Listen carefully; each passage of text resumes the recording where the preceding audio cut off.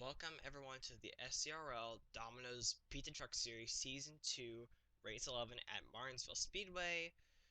And this is the second time we head to this very historic and very famous short track that is half a mile, or about half a mile. And I think today we are definitely going to see quite a bit of side-by-side racing and a lot of bumping and banging, especially if it comes down late in the race up front. I think we could definitely see a lot of that. And when I think back to last season's race, it was a pretty calm race that was won by Jim Kelly. And by calm, I guess if I want to get more specific than that, I think there was only 2 cautions over the course of 50 laps, and I think there were no DNFs. But I think that this time things will be different because in some of the test races, the speeds were faster, and I think there were some test races that got up to like 7 cautions, including like a caution after caution situation. So I think that we could be in for that race easily. But anyway, when I think back to our championship points after Iowa, Luke Walker lost the points lead, which he had been holding on to it for the past several weeks. Mainly because of I don't think he got himself into any trouble as far as I can remember. It just wasn't that great of a finish. But a driver like Johnny Wurth in the 84 did have a good finish, and now he has the points lead by 11 points over Luke Walker, and it has a pretty comfortable margin over the rest of the pack because like the next closest driver is Mason Jefferson in the 98. He is a total of 26 points behind, and the points get bigger and bigger when you go down to like Garrett Sindor, Andrew Gorman, Peyton Keys, etc. So far, it's currently turning into a two-man race, and while I think Martinsville could shake things up, it's honestly kind of hard for me to see that. And because this is also a short track, I guess I will now just show you the starting lineup right now here. So Cameron Garlington and Matt Hotchkiss are on the front row. Cameron Garlington in the one. It's been a pretty struggling season, but there have been those moments where he hasn't a lot of speed and that he can win races. It's just that he somehow came up short. Matt Hotchkiss, he won at Memphis, and there was a little stretch around there where it looked like that he was going to be one of those early championship contenders, but now he has fallen back to outside the top 10 points. He's 15 points right now, so he's gonna. So I think this could be a good weekend for him to get back on track. And while I look at some of the other drivers, there's Johnny Wurth starting fourth, Biff Crafton, third. All right. Biff Crafton won last week at Iowa. I almost forgot. Connor Breeden in the 07 has shown a lot of speed, but has fallen back a little bit. And from there on, Bro Ketchog, he had a good day at Iowa. Maybe not in the truck series, but in the American Ethanol series. And then we have drivers like Ben Braley, Justin Talambas, Kyle Kaminsky, and Blaine Keys. Some of these drivers have been pretty good. Other drivers have just been mediocre. And here is the rest of the starting lineup. But anyway, I think that's pretty much all I have to say. So now let's get the trucks rolling off.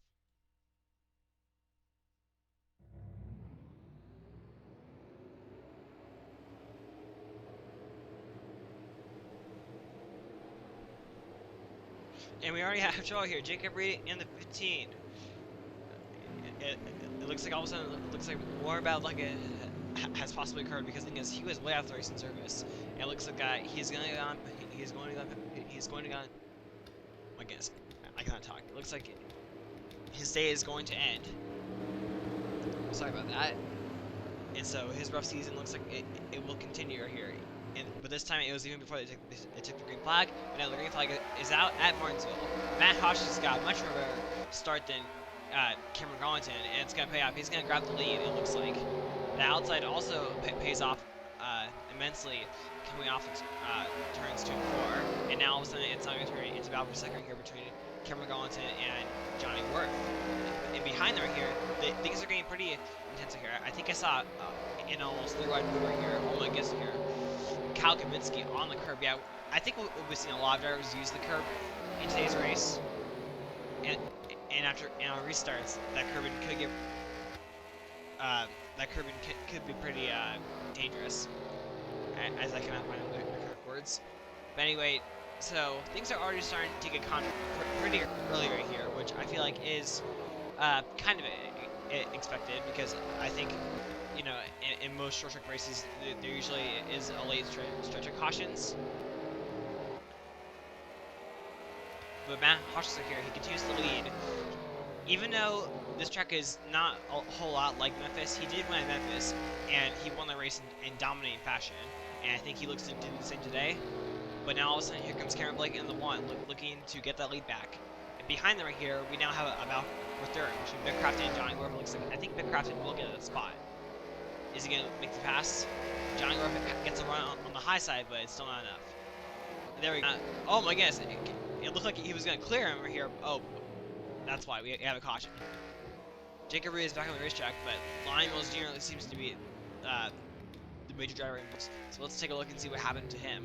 Bobby Una, Lion Mills Jr., Garrett Sinar. So Garrett Sinar here, he's going to dive bomb into the corner, and it's going to be a clean passer here. But I think Bobby Una all of a sudden slows down, and Lion Mills Jr. did not check up just in time. And then when Lion Mills Jr. went down to the bottom, Andrew Gorman was already there, and then and then the hit from Andrew Gorman sent him up into the outside wall pretty hard. But I think he will continue. But now let's take you back to the green flag. For some reason, LJ Mills is out of the race. It might have to do with something about. Well, I'll explain right here as we go back to the green flag. Once they take the caution, it seems like that because of the way the creator designed the AI, it often leads to a couple of after crashes here. And while I won't show those after crashes, I think maybe that's what happened to LJ Mills. So a tough break for him. And now Lion Mills Jr. is actually looking to get his lap back here. Can he do it? It seems like that whatever kind of issue he had, he fixed it here. But now it looks like is the caution back out? Doesn't look like it. And now Lion Mills Jr. He is now back on the lead lap. So now what he hopes for is a caution. Because while I don't think he'll be able to win, if he can get back to the tail end of the lead lap, he could pass many cars. Because it looks like he does have a good car. But anyway, behind Matt Hotchkiss is now Biff Crafton here, who's now going around Cameron Garlington. Connor Breen also looking to join the mix. In Biff Crafton's car, it looks like he's going to have a very good car. Can he win back-to-back races? It hasn't happened so far this season, and it hasn't happened in a long time. I think the last driver to do that was Andrew Brandt in the Hot Wheels Cup Series races 23 and 24 at Mexico City and then Las Vegas. And those back-to-back wins really helped him win that championship. And now that Crafton here looking to pounce on Matt Hotchkiss, it looks like he's going to do right now. Okay, so he's making the move to the inside. Oh my goodness, Connor Breen here on the curbing. It looks like getting on the curbing actually helped him here. Matt Hotchkiss, he clears Biff Crafton, but I don't know how much longer he'll be able to keep that lead. As we are now on lap 17 and 50.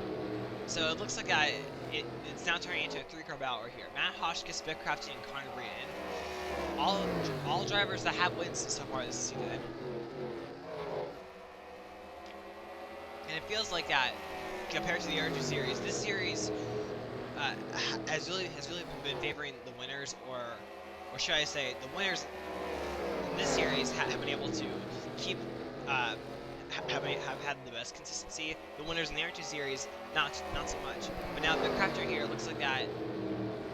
I don't know if Jacob Reed is holding at Matt Hotchkiss here, because it looks like that there are points where Matt Hotchkiss, it's like when Jacob Reed gets so far ahead because they're side by side, it caused Matt Hotchkiss to get going and avoid the Crafton, but then when Matt Hotchkiss is right up against Jacob Reed, that allows Biff Crafton to close back in. But now, all of a sudden, as you have realized, the caution is back out. Who's it for? Looks like Bobby Una in the 05 once again in some kind of trouble. Let's take a look and see what happened to him. I know that this is not the normal way we show our crashes, but this was a very strange crasher here. So Bobby Una, all by himself, I think something broke on the car, or maybe a tire went down.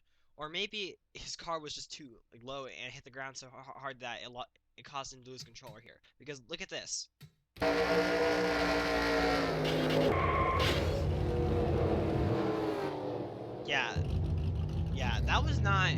That is not your Martinsville crash. But for him, his rough season just continues. And now let's take you back to the flag. So here is our running order when we go back to the green flag. So Elgin Mills is still the only driver that is out of the race. Jacob Reed is now the last driver on the lead lap. Bobby Una still in the race. We're here. And now, here, Matt Hotchkiss here. He's led every single lap so far, but he's been challenged a couple times. And how will he do this restart? Let's find out. Matt Hotchkiss, once again, if he can continue those great starts and restarts, he will for surely win this race right here. But the thing is, he could stumble. We have seen a little bit of that here, and oh my gosh, behind them. Johnny over here, I saw him, I think, on the curb and maybe in the grass, and that's really going to cause me here. Oh my goodness, just lava slides up. That could have been huge. Oh my goodness, oh my goodness! Johnny Wurth, the points leader, is smoking, he's blowing up. Oh my goodness. I think this is the second time we have seen an engine failure happen to a driver up front. If you remember back to the American Ethanol Series race at Hillside, Philip Goldberg, while leading, blew an engine here. And for Johnny Wurth, it looks like that his good day that he was most likely going to extend his points lead over Luke Walker. That's all going to come to an end. And as you can see on the right side of the screen, it was apparently a piston problem. Which has happened before here. And oh my god, here. Oh, the caution's out here. And that's why Jacob Rear here looks like that he has gotten into some more trouble here. It looks like he is now going to go a lap down. Oh my gosh, behind them here. Is the caution out? No, the caution's down. They were responding to Jacob Reed's crashing through. That's why they were slowing down. Okay, so unless the caution comes out very quickly here, we're not going to show you in replay. Chances are, I have a feeling that Jacob Reed got hooked. But now, all of a sudden here, Biff Crafton here, he is now the new leader. Matt Hotchkiss will get the extra bonus point of most laps, so he has that in the bag. But now, Biff Crafton is now our new leader here. And we have to go into the back of the field here to find Jacob Reed. It looks like he has gotten himself back up to speed. And as we look here, points leader here. So the way things are going right now, I think Luke Walker is going to be your points leader. Where is Mason Jefferson? Mason Jefferson. This is going to be a good day for Mason Jefferson here. The more drivers he passes, the closer he gets to the front. While he won't be our points leader, he could definitely he could definitely really gain a lot of points on our top two in points. And now as Biff Crafton continues to lead, he's looking to go back. He's looking to go back to back here. And now all of a sudden it looks like we are now in for a battle for second here. Cameron Garlington and Matt Hotchkiss. Matt Hotchkiss' car looks like his car is just not as good on the longer runs. He's the driver up ahead. Bobby Una, it looks like he's just simply a slower car. It doesn't look like he got himself into an accident, but if we stay green, it looks like that we will have these guys catch him. And that could open the door for someone like Matt Hotchkiss or Cameron Garlington to get back up in this race. Because if you remember at Kansas, Mason Jefferson was one of the most dominant drivers of the day, but yet lap traffic here caused him to get into a wreck. And if he did not get involved in a wreck, I think he would have won that race. Oh my gosh, behind him here, a wreck! I heard the spinner here. What is it? Looks like Peyton Keys and William Beffer here were the two drivers involved. Oh my gosh, is that Garrett Sinar? Yes, it is Garrett Sinar. Oh my gosh, it looks like his day is going to come to an end here. So it looks like he was another one of the drivers involved. But anyway, right here. So when we get back to the green flag, it will be about, I want to say, like 7 or 6 laps to go. But let's just take a look and see what happened in turns 1 and 2. There seems to be some kind of issue with either these trucks or the racetrack, because this is the exact same thing that happened to Bobby Una, and if you actually follow the skid marks, I believe those skid marks are Jacob Reed's skid marks, which I think would explain why Jacob Reed all of a sudden was off the pace for a while here, because look at this. Hayden Keys running into the top turn here, just hits the wall here, and then gets clobbered right against Sinar. Look at that. And that was a pretty hard hit. If Hayden Keys, his good day has all of a sudden gone really bad, but now let's show an alternative angle or maybe some on-board cameras. Onboard paying keys, and I have to feel like that at this point it has to be something that has to do with the truck, because you actually will see some spikes coming out from paying keys just before his car went sideways.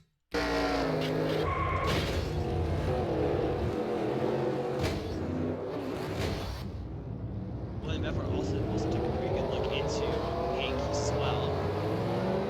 Watch paying keys just fly into the wall out of nowhere.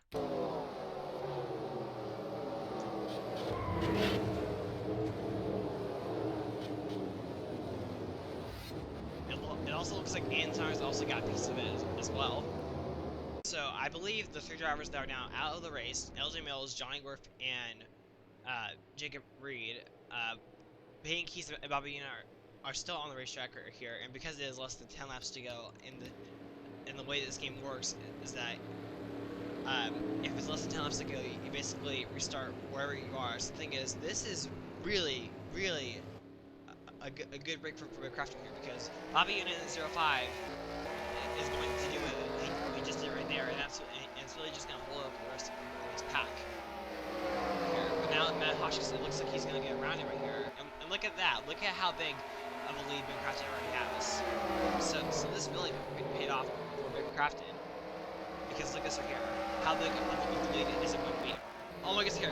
A crash here. And it was Matt Hotchkiss right here. What the heck? The same thing that happened that brought out our last two cautions right here has come out once again. And this time Matt Hotchkiss, who had a very strong car all race long, is the victim. What a strange turn of events. So we have three drivers, Matt Hotchkiss, Johnny Wurth, and Payne Keys, all get into some kind of trouble running inside the top 10. Let's take a look and see what happened. So once again, the same issue here, and this issue might actually force us to never come back to this racetrack ever again. Because, yep, the same issue, and it always seems to happen in the same spot as well. Bobby Una just had nowhere to go. Charles Bellion also got some damage, and I think Luke Walker also got a piece of it. But for the most part, that crash could have been really huge. But now, let's go on board some drivers. Bobby Una just had nowhere to go, and it was a big hit into Matt Hotchkiss.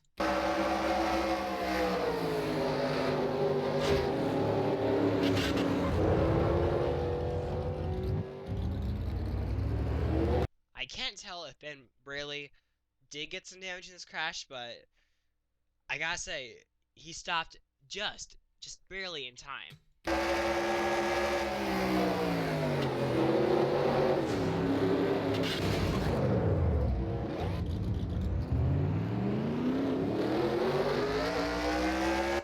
When we go back racing, it will just be a one-lap dash, and one final opportunity for a driver like Cameron Garlington to maybe get by Biff Crafton here. And our three drivers that are out of the race, Bobby Una, Johnny Wurth, and LJ Mills. Drivers like Jacob Reed have basically just been coming down the road, which I think is probably the smartest thing to do to get out of everyone's way. But here we go. The white flag is now out here, and Biff Crafton gets a great restart.